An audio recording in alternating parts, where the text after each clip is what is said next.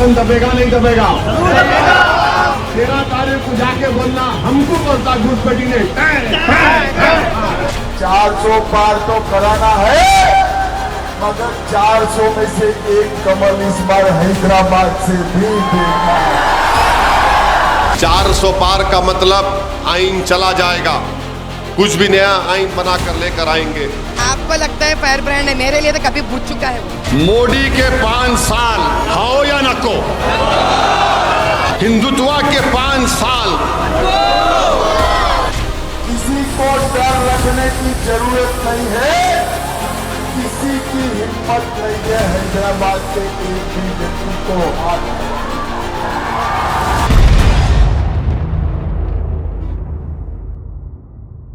13 मई को 10 राज्यों की 96 लोकसभा सीटों पर मतदान होना है, लेकिन सबकी नजरें हैदराबाद पर टिकी हैं। वही हैदराबाद जहां से असदुद्दीन ओवैसी सांसद चुनकर आते हैं और इस बार भी वो AIMIM के प्रत्याशी हैं और उनको इस बार टक्कर दे रही है भारतीय जनता पार्टी के प्रत्याशी माधवीलता। दरअसल गृह मंत्री अमित शाह पिछले कल हैदराबाद में थे।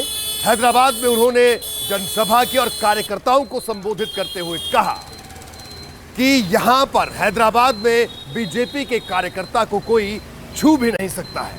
दरअसल असदुद्दीन ओवैसी पर यह सीधा सीधा सियासी हमला अमित शाह की तरफ से था।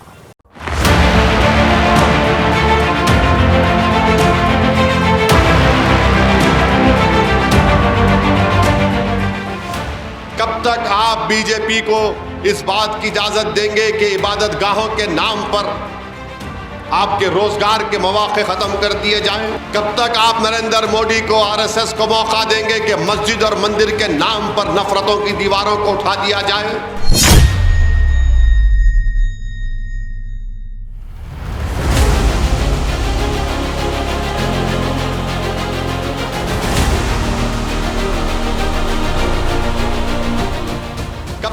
नरेंद्र मोदी को इस बात की और बीजेपी को इस बात की इजाजत देंगे दोनों कम्युनिटीज को लड़ाओ और अपनी सियासी रोटी सेको?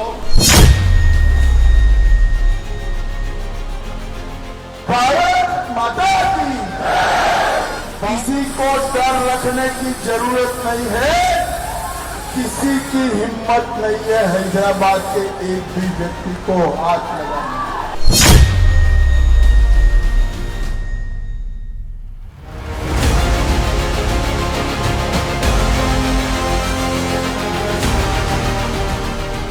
जिस हैदराबाद की सियासी फिजाओं में ओवैसी के नाम की हवा बहती है, वहां अमित शाह की हिम्मत वाली ललकार ने माहौल गरमा दिया है।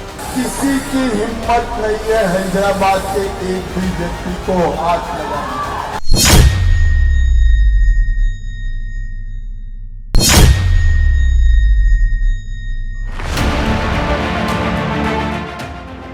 बुधवार की रात बीजेपी प्रत्याशी माधवीलता के लिए अमित शाह ने हैदराबाद की सड़कों पर शक्ति प्रदर्शन किया। पार्टी के झंडे से लेकर कार्यकर्ताओं की पगड़ी तक और प्रचार वाली गाड़ी से लेकर अमित शाह के गले वाले गमछे तक सब कुछ भगवा था।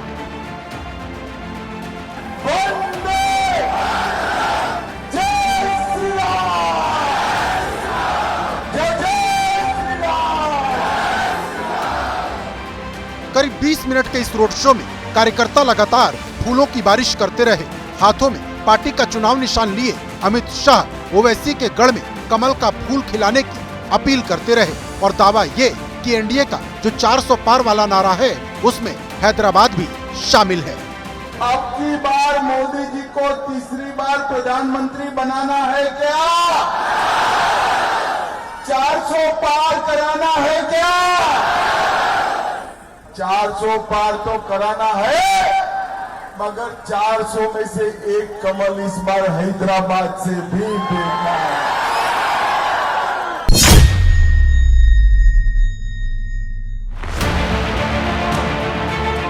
हैदराबाद में ताकत तो बीजेपी ने पिछली बार भी जबरदस्त तरीके से लगाई थी, लेकिन वोट बढ़ने की बजाय घट गए और ओवैसी 2014 के मुकाबले 2019 में और बड़ी ताकत बनकर उभर गए। बीजेपी को पता है कि हैदराबाद में अगर मुस्लिमों का साथ नहीं मिला तो जीत मुमकिन नहीं। यही वजह है कि हैदराबाद से अमित शाह ने न सिर्फ हिम्मत वाला दांव चला बल्कि मुस्लिम वोटर तक भी संदेश पहुंचाया। इस बार मुक्त मन से मतदान करिए, चाहे हिंदू हो या मुसलमान, हर एक मतदाता कमल के निशान पर बटन दबाए और हैदराबाद को मेन स्ट्रीम से जोड़ने का काम करे। इधर अमित शाह ने 20 मिनट के रोड शो से हैदराबाद में बीजेपी को चुनावी बूस्टर देने की कोशिश की, तो उधर ओवैसी गली गली और घर घर जाकर पतंग उड़ा रहे हैं। भाषणों में रोजगार और महंगाई की बात करते हैं, बीजेपी पर तीखे हमले करते हैं। अगर तुम असदुद्दीन ओवैसी को गाली देकर, मेरे चेहरे पर थूक कर या मेरी गाड़ी पर गोली मार कर तुम्हारे बेटे को नौकरी मिलती है तो बताओ, नौकरी मिली तुम लोगों को? तुम्हारे घर में चिराग जलाने के लिए तेल मिला तुमको बैंक से लोन मिला? नहीं मिला। ये सिर्फ भारत के नौजवानों को एक मकसद दे दिए कि नफरत पैदा करो। हैदराबाद में मुद्दा सिर्फ रोजगार महंगाई तक सीमित नहीं है, मुद्दा धर्म का भी है। इसलिए ओवैसी की तकरीरों में धर्म की बात भी आती है, लेकिन उसका फ्लेवर सियासी होता है।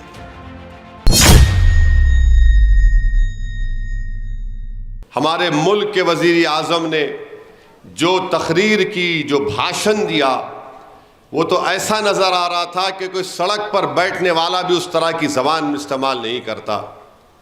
नरेंद्र मोदी ने कह दिया, क्या कहा उन्होंने कि भारत के 17 करोड़ मुसलमान घुसपैठी है, भारत के मुस्लिम खवातीन ज्यादा बच्चे पैदा करती हैं। और मोदी ने आगे बढ़कर कह दिया कि हमारे हिंदू बहनों के गले से मंगल सूत्र निकालकर मुसलमानों को दिया जाएगा। आप बताइए कि नरेंद्र मोदी मुस्लिम अक़लियत के वजीर आज़म नहीं है? क्या नरेंद्र मोदी मुस्लिम खवातीन के वजीर आज़म नहीं है? क्या नरेंद्र मोदी सिर्फ एक हिंदुत्व आइडियोलॉजी के मानने वालों के वजीर आज़म है? क्या कोई इस तरह की जबान इस्तेमाल करता है? नफरतों को फैलाना ये मोदी का काम रहा है।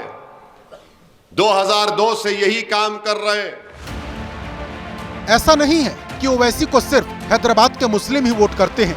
बीजेपी से नाखुश रहने वाले हिंदू वोटर भी ओवैसी के साथ दिखाई देते हैं, लेकिन बीजेपी इस बार हिंदू वोटर को एक मंच पर लाने की कोशिश में है। हैदराबाद दौरे पर पहुंचे अमित शाह ने सिंहवानी महाकाली मंदिर में पूजा की, वोटरों को संदेश दिया। उधर ओवैसी चुनावी मंचों से सियासी नज़्में सुना रहे हैं।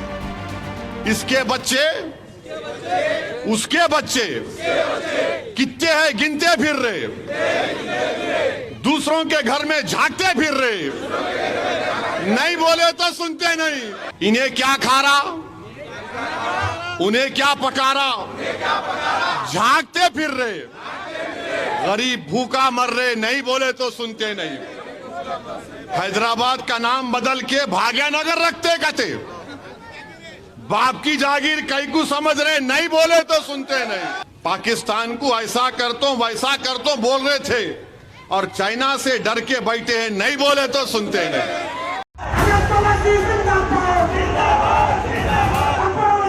हैदराबाद की सीट ओवैसी परिवार के पास लगभग 40 साल से है। असदुद्दीन ओवैसी 20 साल से सांसद है और आंकड़े बताते हैं कि चुनाव दर चुनाव उनके सियासी कद में बढ़ोतरी होती गई।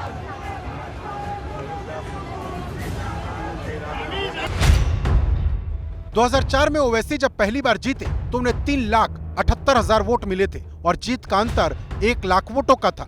2009 में जब ओवैसी दूसरी बार जीते तो उन्हें 3,08,000 वोट मिले, जीत का अंतर 1,13,000 वोटों का था। 2014 की मोदी लहर में जब चुनाव हुए तो ओवैसी को 5,13,000 वोट मिले, जीत का अंतर 2 लाख वोटों से ज्यादा का था। और पिछली बार 2019 में जब चुनाव हुए तो ओवैसी को 5,17,000 वोट मिले, 2,82,000 वोटों के आसपास जीत का अंतर पहुंच गया। यानी बीजेपी हैदराबाद में जितनी ज्यादा ताकत लगाती है, ओवैसी की जीत का अंतर उतना ही बढ़ता जाता है। इस बार फिर बीजेपी जीत के दावे के साथ ही मैदान में उतरी है। एमआईएम और ओवैसी का परिवार ये जो ओल्ड सिटी में उसका हुक्म और राज चल रहा था, आज जो चैलेंज जो मिला है, खासकर जो अमित शाह जी कल जो रोड शो में शामिल हुआ था, जो जितने लोग जो एमआईएम के ऊपर और जस्ट ओवैसी के परिवार के ऊपर जो नफरत है, आशा है कि ओल्ड सिटी के मुसलमान लोग भी आज भारतीय जनता पार्टी के ऊपर नजर डाल रही है। बीजेपी का दावा एक तरफ और जमीनी हकीकत दूसरी तरफ। हैदराबाद में अगर ओवैसी का कद बढ़ा है तो बीजेपी के वोटों में कमी भी देखी गई है। 1991 के चुनाव में बीजेपी को 4,15,000 वोट मिले थे। यह हैदराबाद में बीजेपी का सर्वश्रेष्ठ प्रदर्शन था। और अगर मोदी लहर के वक्त की बात करें तो 2014 में 3,11,000 और 2019 में 2,35,000 ही वोट मिले। यानी हैदराबाद में अगर बीजेपी को जीतना है तो कोई करिश्मा ही करना होगा, क्योंकि असदुद्दीन ओवैसी से लेकर अकबरुद्दीन ओवैसी तक मोर्चा संभाले हुए हैं। इंशाअल्लाह ताला सियासी मौत होगी तुम्हारी। इस इंतखाबात के नताए जब आएंगे तो इंशाअल्लाह ताला अल्लाह जालिमों के इख्तिदार का खात्मा करेगा, जालिमों को खत्म करेगा, जुल्म को खत्म करेगा। नरेंद्र मोदी, अमित शाह, बीजेपी वालों, पहले तुम अपनी सोच की गंदगी को खत्म करो, बाद में मेरी गंदगी को साफ करना। इनकी सोच गंदी हो चुकी है। दोनों भाई बीजेपी पर हमला करने में एक से बढ़कर एक है। अभी आपने अकबरुद्दीन ओवैसी को सुना, अब असदुद्दीन ओवैसी को सुनिए।